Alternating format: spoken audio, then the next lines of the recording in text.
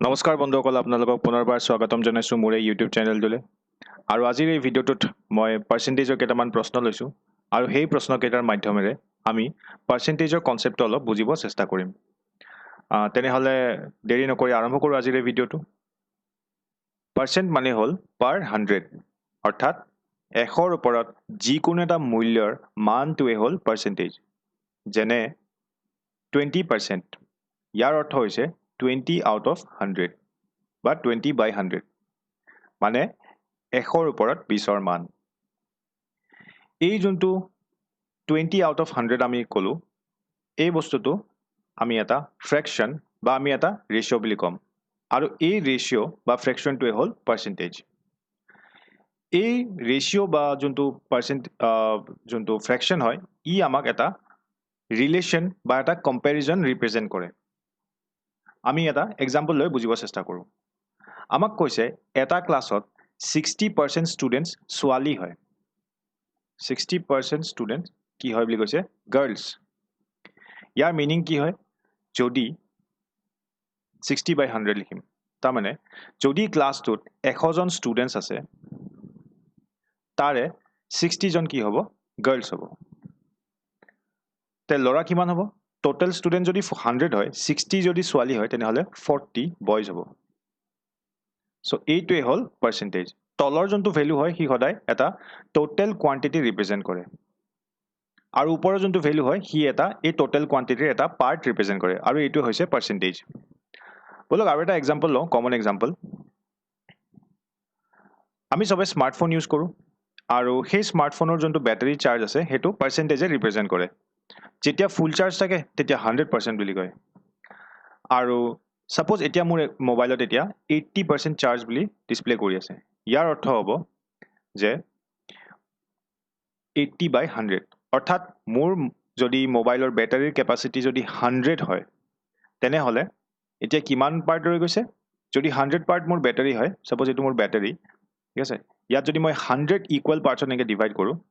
যদিও মই এনেকৈ ড্ৰ কৰিবতো নোৱাৰোঁ, বাট মই এক্সপ্লেইন কৰিব ট্ৰাই কৰিছোঁ। চ' এনেকৈ যদি 100 পাৰ্ট আছে, তাৰে 80 পাৰ্ট এতিয়া ৰৈ গৈছে, আৰু 20 পাৰ্ট, ছাপ'জ এইখিনি 20 পাৰ্ট হয়, ঠিক আছে, এইখিনি মোৰ চাৰ্জ খতম হৈ গ'ল,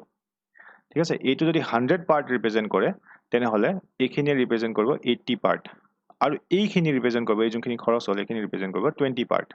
ঠিক আছে। চ' সেইটোৱে হ'ল পাৰ্চেণ্টেজ। আচ্ছা, ই আমাক কিহৰ কাৰণে ইমান বেছি ইউজ কৰোঁ? কাৰণ ই বহুত বুজিবলৈ সহজ। এতিয়া মোক যদি কোনোবাই সোধে, কোনোবা এজন যদি লগৰে সোধে যে তোমাৰ মোবাইলত কিমান চাৰ্জ আছে, মই যদি কৈ দিওঁ যে 80% চাৰ্জ, সেইটোৱে এনাফ তাৰ কাৰণে বুজিবৰ কাৰণে, ঠিক আছে। তেওঁ বুজি পাই যাব যে মোৰ মোবাইলৰ কেপাচিটি বা বেটাৰীৰ কেপাচিটি যিমান হয়, তাৰে 80 পাৰ্ট এতিয়া বাকী আছে। চ' আৰু এটা এক্সাম্পল লৈছোঁ। দুজন ষ্টুডেণ্ট আছে, ৰাম আৰু চৰণ। চ' ৰাম আৰু চৰণে এক্সাম দিছে। ৰামে 200 মাৰ্কছৰ এটা এক্সাম দিছে, য'ত সি স্ক'ৰ কৰিলে 150 মাৰ্কছ, আৰু চৰণে 50 মাৰ্কছৰ এটা এক্সাম দিছে, য'ত সি স্ক'ৰ কৰিছে 45 মাৰ্কছ। এতিয়া মই ছাপ'জ চাব লাগে যে এই দুজন ষ্টুডেণ্টৰ ভিতৰত ভাল স্ক'ৰ কোনে কৰিছে। চ' তাৰ কাৰণে মই কি কৰিব লাগিব? ইহঁতৰ পাৰ্চেণ্টেজটো উলিয়াব লাগিব। আৰু পাৰ্চেণ্টেজটো কেনেকৈ উলিয়াম? এই যোনটো ভেলু আছে, ইয়াক 100 দি মাল্টিপ্লাই কৰিব লাগিব। তাৰমানে সি কিমান পাইছে? 150 মাৰ্কছ পাইছে। কিমানৰ ভিতৰত? 200ৰ ভিতৰত। ইয়াক যদি এই গোটেই ভেলুটোক যদি মই 100 দি মাল্টিপ্লাই কৰি দিওঁ, তেতিয়াই মই পাই যাম পাৰ্চেণ্টেজ, ঠিক আছে। চ' এইখিনি মই ছল্ভ কৰি দিছোঁ। দুটা জিৰ' কাটি দিলোঁ। 150 ডিভাইডেড বাই 2 কৰিলে আমাৰ কিমান আহিব? 75। তাৰমানে ৰামে স্ক'ৰ কৰিছে 75%। চৰণে কিমান স্ক'ৰ কৰিলে? সি কিমান পাইছে? 45 মাৰ্কছ। কিমানৰ ভিতৰত? 50 ভিতৰত, ইনটু 100। এইখিনি যদি মই ছল্ভ কৰি দিওঁ, তো মই পাম 90%। তো কম্পেৰেটিভলি কোন ভাল? চৰণ ভাল। চৰণৰ টোটেল মাৰ্কছটো কম, কিন্তু সেই হিচাপত স্ক'ৰ ভাল কৰিছে। ইয়াৰ টোটেল মাৰ্কছটো বেছি, ৰামৰ টোটেল মাৰ্কছটো বেছি, বাট সি সেই হিচাপত স্ক'ৰ কম কৰিছে, আৰু সেইকাৰণে সি 75%হে স্ক'ৰ কৰিছে। মানে টোটেল মাৰ্কছৰ 75% স্ক'ৰ কৰিছে ৰামে। বাট চৰণে কি কৰিছে? তাৰ যিমান মাৰ্কছ আছে, তাৰে 90% স্ক'ৰ কৰিছে। চ' ভাল কোন হ'ব? বেটাৰ কোন হ'ব? চৰণ। চ' ইয়াক আমি আৰু অলপ ভাঙি দিওঁ, আৰু কনচেপ্টটো আৰু অলপমান ক্লিয়াৰ কৰি লওঁ। ইয়াক আমি কেনেকৈ কৰিব পাৰোঁ সো আমি জানো যে 100% কি বুজায় যিকোনো এটা ভ্যালুৰ ম্যাক্সিমাম যোনটো ভ্যালু হয় তাক বুজায় সো ইয়াৰ ক্ষেত্ৰত আমি কি কৰিম এই 200 যোনটো হয় এইটোতো ম্যাক্সিমাম মাৰ্কস হয় তাৰ মানে এক্সামটোৰ ম্যাক্সিমাম মাৰ্কস মানে 200 আৰু সেই 200 এ আমাক কি ৰিপ্ৰেজেন্ট কৰিব 200 মাৰ্কসে কি ৰিপ্ৰেজেন্ট কৰিব 100% তাৰ মানে যদি ৰামে যদি 200 এৰ ভিতৰত যদি 200 এ পালেহেঁতেন তেতিয়াহলে আমি কি বুলি ক'লোহেঁতেন যে ৰামে 100% মাৰ্কস পাইছে ঠিক আছে কিন্তু ইয়াতে 150 পাইছে সো সেইকাৰণে হি 75% হে মাৰ্কস স্কোৰ কৰিছে ঠিক আছে এতিয়া আমি জানো যে 200 মাৰ্কস ইকুৱেলছ টু 100% সো 1 মাৰ্কৰ ভ্যালু কিমান হ'ব তেতিয়াহলে সো 1 মাৰ্কৰ যদি ভ্যালুটো আমি ইন টাৰ্মছ অফ পাৰ্চেন্টেজ উলিয়াব লাগে তেতিয়াহলে আমি কি কৰিব লাগিব এই 100% ক 200 ডিভাইড কৰিব লাগিব তাৰ মানে 100 ক 200 ডিভাইড কৰিব লাগিব 100% 200 ডিভাইড কৰিব লাগিব আৰু ইয়াৰ এইখিনি সলভ কৰিলে আমি কি পাম হাফ পাৰ্চেন্ট তাৰ মানে 1 মাৰ্কৰ যদি আমি 1 মাৰ্কক পাৰ্চেন্টেজলৈ কনভাৰ্ট কৰো তেতিয়াহলে আমি পাম হাফ পাৰ্চেন্ট আচ্ছা তো ৰামে স্কোৰ কিমান কৰিছে ৰামে স্কোৰ কৰিছে 150 মাৰ্কস তেতিয়াহলে ইয়াৰ গোটেই মাৰ্কসটোক মই পাৰ্চেন্টেজলৈতো কনভাৰ্ট কৰিব লাগে সো তাৰ কাৰণে আমি কি কৰিব লাগিব 150 মাৰ্কস ইনটু 1% ৰ ভ্যালু কিমান হয় সৰি 1 মাৰ্কসৰ ভ্যালু কিমান হয় half percent so half percent দি মাল্টিপ্লাই কৰিব লাগিব আৰু এইখিনি সলভ কৰিলে আমি পাম 75% আৰু এই বস্তুটোকে আমি ইয়াতে ক্যালকুলেট কৰি উলিয়াইছিলো অতি সহজভাৱে ঠিক আছে বাট ফুল কনসেপ্টটো হল এইটো ঠিক তেনেধৰণে চৰণৰ ম্যাক্সিমাম মাৰ্কস কিমান হয় চৰণৰ ক্ষেত্ৰত ম্যাক্সিমাম মাৰ্কস কিন্তু 50 হে হয় তাৰ মানে এই চৰণৰ ক্ষেত্ৰত এই 50 মাৰ্কসটোৱে বুজাব 100% ঠিক আছে ইয়াৰ ক্ষেত্ৰত 200 টো ম্যাক্সিমাম মাৰ্কস আছে সো 200 এ 100% বুজাইছিলে বাট চৰণৰ ক্ষেত্ৰত 50 মাৰ্কস এ ম্যাক্সিমাম হয় সো সেইকাৰণে 50 মাৰ্কস টো 100% বুজাব আচ্ছা তো 1 মাৰ্কে কিমান বুজাব তো 1 মাৰ্কে বুজাব 100% ডিভাইডেড বাই 50 তাৰ মানে কিমান হ'ব 2% ঠিক আছে এইখিনি যদি মই সলভ কৰো তে 2% পাম তাৰ মানে ইয়াৰ 1 মাৰ্কস ৰিপ্ৰেজেন্ট কৰিব চৰণৰ 1 মাৰ্কস ৰিপ্ৰেজেন্ট কৰিব 2% চৰণে স্কোৰ কৰিছে কিমান 45 মাৰ্কস আৰু ইয়াক যদি মই পাৰ্চেন্টেজলৈ কনভাৰ্ট কৰিব লাগে তেতিয়ালে মই কি কৰিব লাগিব 45 ইনটু 2 কৰিব লাগিব কাৰণ 1 মাৰ্কসৰ ভ্যালু কিমান হয় 2% তাৰ মানে 45 ইনটু 2% কৰিলে আমি কি পাম চৰণৰ স্কোৰটো পাম তাৰ মানে কিমান হ'ব 90% ঠিক আছে আৰু সেই ভ্যালুটোকে আমি ইয়াত স্কোৰ মানে সলভ কৰি উলিয়াইছিলো ঠিক আছে আৰু ইয়াৰ যোনটো ফুল কনসেপ্ট হয় হেতু হল এইটো তো আমি এক্সামত আমি এইটোহে কৰিম ইভেন প্ৰেক্টিছতো আমি এইটোহে কৰিম জাস্ট কনসেপ্টটো ক্লিয়াৰ কৰিবৰ কাৰণে মই এইটো লিখি দিছো পাৰ্চেন্টেজ এটা বহুত ইজি চেপ্টাৰ হয় আৰু লগতে বহুত ইম্পৰ্টেন্ট চেপ্টাৰো হয় ম্যাথমেটিক্সৰ প্ৰায় সকলোবোৰ চেপ্টাৰতে পাৰ্চেন্টেজৰ ইউজ হয় আৰু সেই কাৰণে আমি ইয়াক সবতছে আগতে শিকাটো অতি দৰকাৰী আজিৰ ভিডিঅ'টোত মই কেইটামান ইজি প্ৰশ্ন লৈছো আৰু সেই প্ৰশ্নকেইটাৰ মাধ্যমেৰে আমি পাৰ্চেন্টেজক আৰু অলপমান বুজিব চেষ্টা কৰিম নেক্সট যোনটো ভিডিঅ' আপলোড দিম তাতে মই পাৰ্চেন্টেজৰ এক্সাম ওৰিয়েন্টেড কোৱেশ্চনছ এক্সপ্লেইন কৰিম সো তাৰ কাৰণে ভিডিঅ'বোৰ চাই থাকিব সো বলক চাওঁ প্ৰশ্নকেইটা প্ৰথম প্ৰশ্নটো হৈছে এটা সিম্পলিফিকেশনৰ প্ৰশ্ন আৰু এইটো বহুত ইজি প্ৰশ্ন হয় ইয়াত কি কৈছে 30% of 500 plus 45% of 700 কিমান হয় তাৰ মানে 30% মানে কিমান হ'ব 30 divided by 100 of মানে into 500 plus 45% অৰ্থাৎ 45 by 100 into 700 এইখিনি আমি সলভ কৰিলে আমাৰ আনসাৰটো পাই যাম সো 100 দি 500 ক 5 times ত যায় আৰু 700 ক 100 দি 7 times ত যায় সো এইখিনি মাল্টিপ্লাই কৰোঁ 30 into 5 কিমান আহিব 150 plus 47 into 5 আহিব 5 আৰু এপিনে আহিলে এইটো 3 তেতিয়াহলে কিমান হ'ব 31 সো এইখিনি যদি আমি এড কৰি দিও আমাৰ আনসাৰ পাই যাম সো কিমান আহিলে 5 এপিনে কিমান আহিলে 6 আৰু এপিনে আহিলে 4 সো 465 is the answer লগতে মনত ৰাখিব 30% of 500 ইয়াক আমি 500% of 30 যদি লিখো তেতিয়াও ভুল নহয় আমাৰ দুইটাতে সেম ভ্যালু পাও কেতিয়াবা আমাৰ নিজৰ সুবিধাৰ কাৰণে এনেকুৱা কৰিব লগা হ'ব পাৰে সো এটো ভুল নহয় সো নেক্সট প্ৰশ্নটো হৈছে 70 is what percent of 210 70 210 ৰ কিমান পাৰ্চেন্টেজ হয় বুলি কৈছে ইয়াক আমি এটা ৰিয়েল লাইফ সিচুৱেচনত কম্পেয়াৰ কৰি লওঁ তেতিয়া আমি বুজিব সহজ পাম ধৰি লওক এটা পৰীক্ষা হৈছে 210 মাৰ্কৰ মানে টোটাল মাৰ্কস হল 210 তাৰ ভিতৰত এজন ষ্টুডেণ্টে পাইছে 70 ঠিক আছে মই এতিয়া উলিয়াব লাগে যে সেই ষ্টুডেণ্টজনে কিমান পাৰ্চেণ্টেজ পাইছে ঠিক আছে আৰু এইটোতো অলৰেডি আমি কৰি আহিছোঁ কি কৰিব লাগে কিমান পাইছে হি 70 পাইছে কিমানৰ ভিতৰত টোটাল মাৰ্কস কিমান আহিছিলে 210 আৰু ইয়াক আমি মাল্টিপ্লাই কৰি দিম 100 দি তেতিয়া এইটো পাৰ্চেন্টেজলৈ কনভাৰ্ট হৈ যাব পাৰ্চেন্টেজলৈ কনভাৰ্ট কৰিবলৈ কাৰণে আমি কি কৰিব লাগিব 100 দি মাল্টিপ্লাই কৰিব লাগে সো কি হল এখিনি যদি আমি সলভ কৰি দিও আমাৰ আনসাৰ আহি যাব সো এটা এটা জিৰো কাটি দিও আৰু 7 দি ইয়াক কিমান টাইমছ হৈ যাব 3 টাইমছ 7 1 টাইমছ আৰু 7 3 টাইমছ সো আলটিমেটলি থাকিলে কিমান 100/3% ঠিক আছে যেতিয়া 100 দি মাল্টিপ্লাই কৰো তেতিয়া পাৰ্চেন্টেজ হৈ যায় সো 100/3% ইয়াক আমি এনেকেও লিখো 33 1/3% বুলি লিখো সো এটো হল আনসাৰ কোৱেশ্চনটো কি কৈছে if 30% of a number x is 27 then find the number x এটা নাম্বার আছে x সেই নাম্বাৰটোৰ 30% অৰ্থাৎ 30/100 পাৰ্ট কি হ'ব বুলি কৈছে 27 এটা নাম্বাৰ সেই নাম্বাৰটো কমপ্লিট যেতিয়া হয় এটো কিমান হ'ব 100 পাৰ্ট আৰু তাৰে কি কৈছে 30 পাৰ্ট এই 100 ৰ 30 পাৰ্টৰ ভ্যালু কিমান বুলি কৈছে 27 এতিয়া আমাক কি কৈছে x ৰ ভ্যালুটো উলিয়াব দিছে ঠিক আছে সো আমি কি কৰিব লাগিব এই ইকুৱেশনটো সলভ কৰিলে আমাৰ x ৰ ভ্যালু পাই যাম সো x = কিমান আহিব 27 ইনটু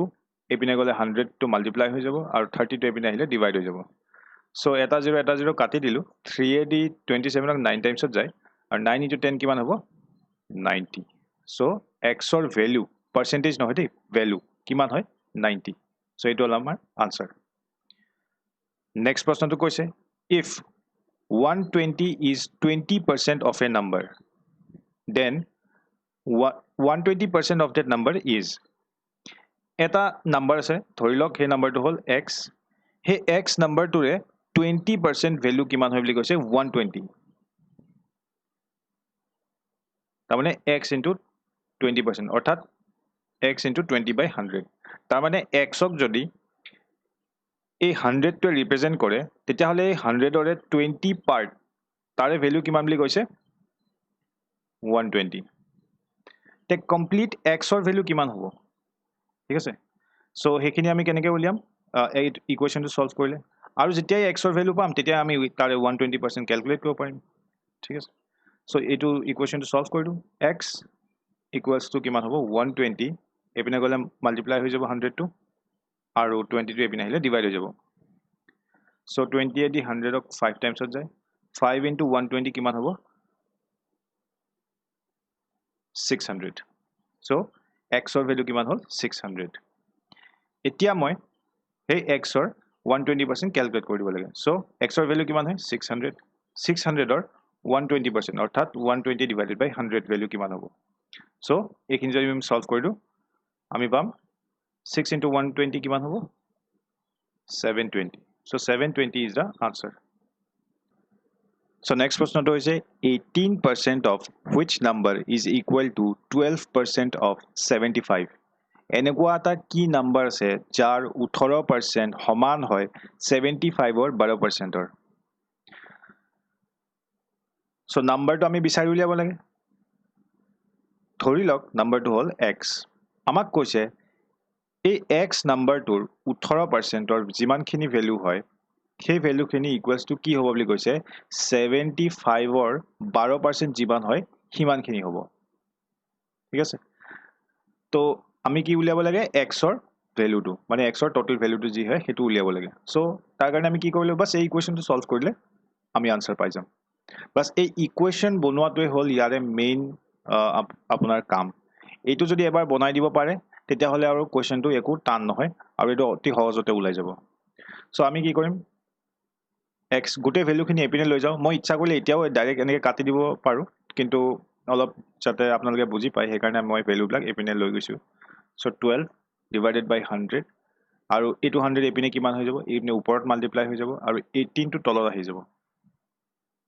সো 100 টো কাটাই গল 6 এ দি 18 ক 3 টাইমছত যায় 6 এ দি 12 ক 2 টাইমছত যায় 3 এ দি 75 ক 25 টাইমছ যায় 25 into 2 থাকিলে তাৰ মানে কিমান হল 50 তাৰ মানে x ৰ ভ্যালু কিমান হল 50 আৰু এটো হল আনসাৰ বহুত ইজি প্ৰশ্ন হয় হল if 60% of A's income is equal to 75% of B's income, then B's income is equals to X% of A's income. The value of X is, আমাক কি কৈছে যে দুজন মানুহ আছে A আৰু B. So A আৰু B দুইজন মানুহে ইনকাম কৰে, মানে কিবা এটা পইচা ঘটে, আৰু আমাক এটা ৰিলেশ্যন দিয়া আছে, কৈছে কি যে আচ্ছা দুইটা মানুহৰে ইনকামটো কিন্তু বেলেগ বেলেগ হয়। আমাক কোৱা নাই, কিন্তু আমি বুজিব লাগিব যে সেইটো বেলেগ বেলেগ হয় বুলি। চ' ইয়াত কি কৈছে এৰ ইনকাম, আচ্ছা এৰ ইনকামটো আমি মানি লওঁ যে এ যিমান ইনকাম কৰে সেইটো আমি এ দি ৰিপ্ৰেজেণ্ট কৰোঁ, ঠিক আছে। চ' এৰ ইনকামৰ 60% সমান হয় বুলি কৈছে কাৰ, বিৰ যিমান ইনকাম হয় তাৰে 75%। তাৰ মানে এৰ 60%, মানে এৰ ইনকাম এ হয়, এৰ 60% মানে কি হ'ব 60/100 is equals to কি হ'ব বুলি কৈছে বিৰ ইনকাম কি হ'ব বি, তাৰে 75%, 75% মানে কি 75/100। এই ইকুৱেশ্যনটো আমি সলভ কৰিব ট্ৰাই কৰোঁ, আৰু এইটো আমি সলভ কৰিলে আমি ডেফিনেট ভেলুটো নাপাওঁ, বাট এটা ৰেচিঅ' পাম, ঠিক আছে। চ' থাকিলে কি a into 60 equals to b into 75।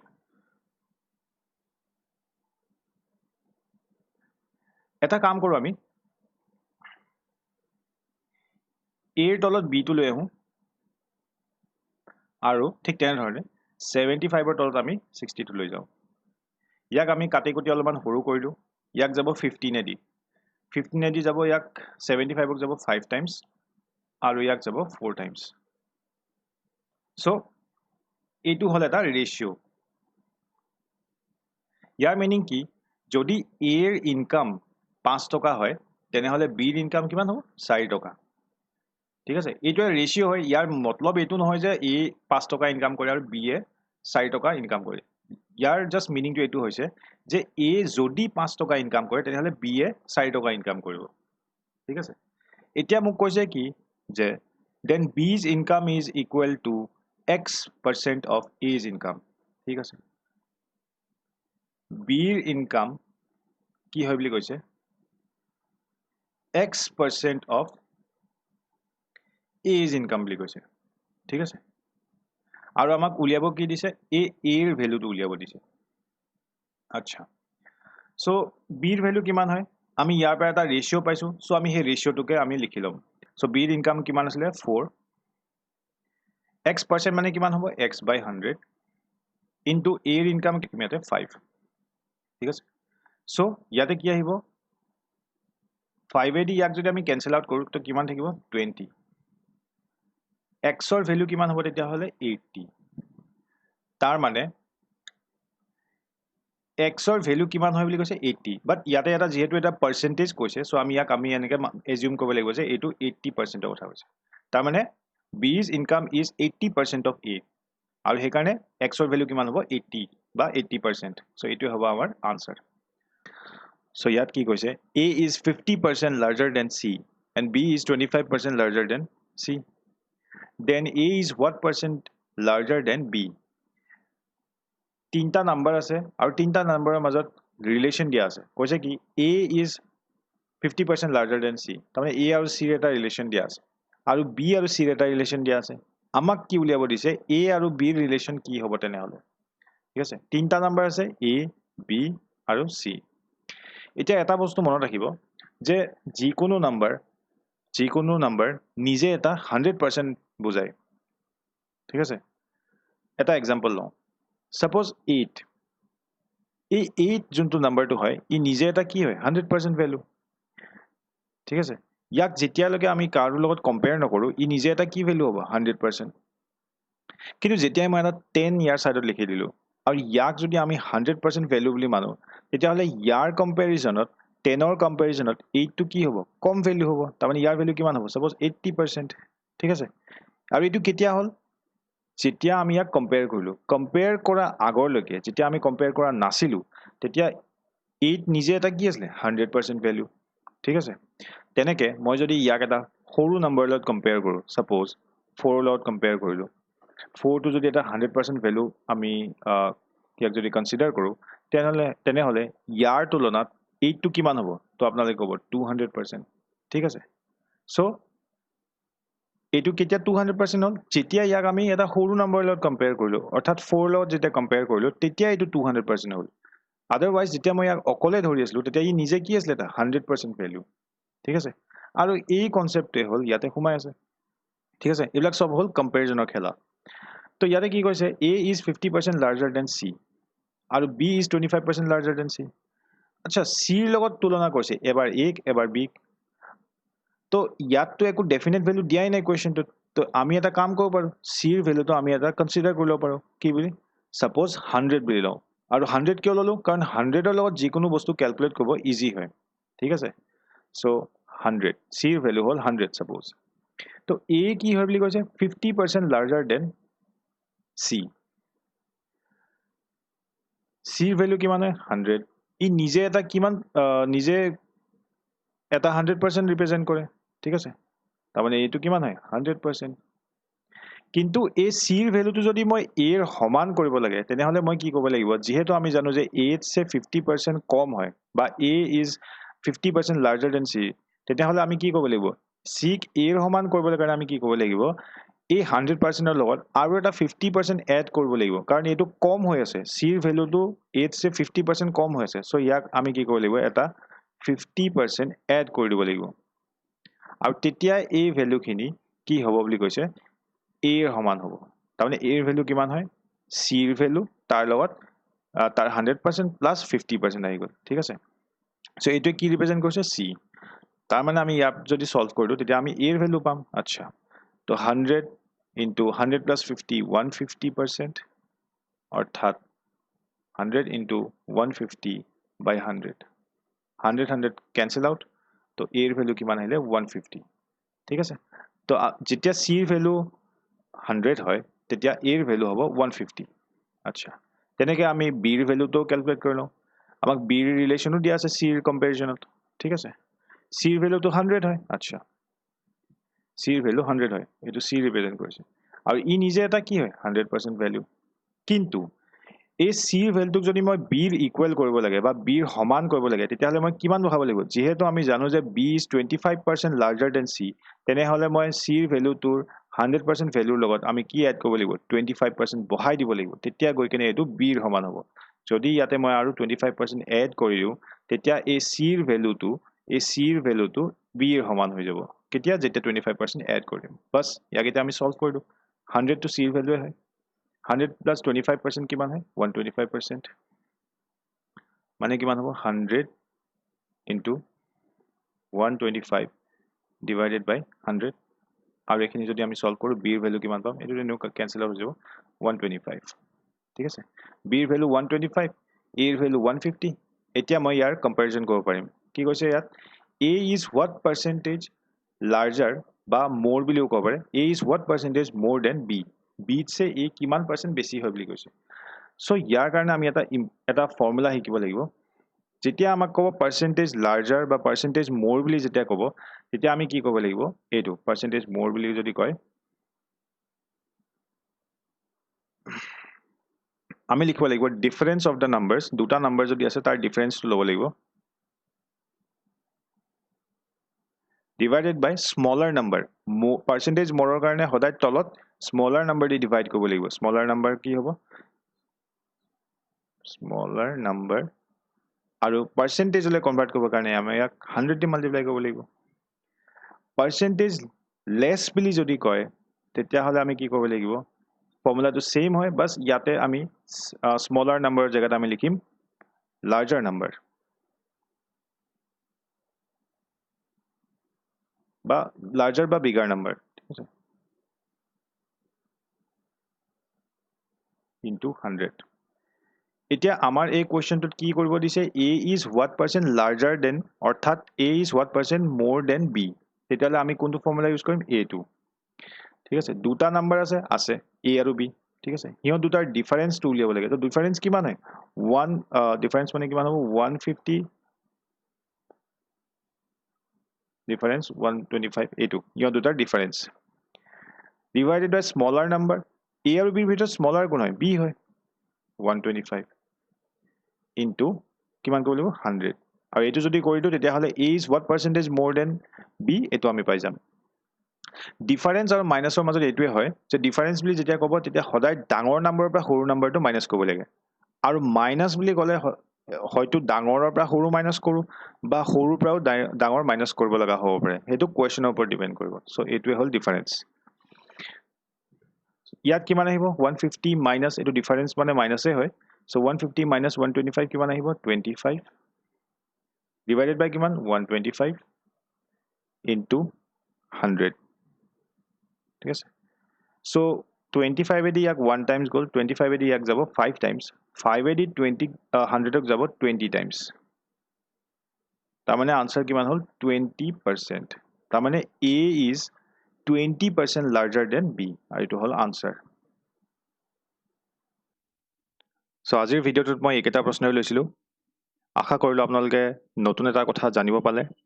যদি ভিডিঅ'টো চাই ভাল লাগিল তেনেহ'লে এটা লাইক আৰু শ্বেয়াৰ কৰি দিব আৰু কোনো ধৰণৰ যদি ফিডবেক আছে তেনেহ'লে কমেণ্ট ছেকশ্যনত লিখিব চ' আজিৰ ভিডিঅ'টোত ইমানেই তেনেহ'লে আকৌ লগ পাম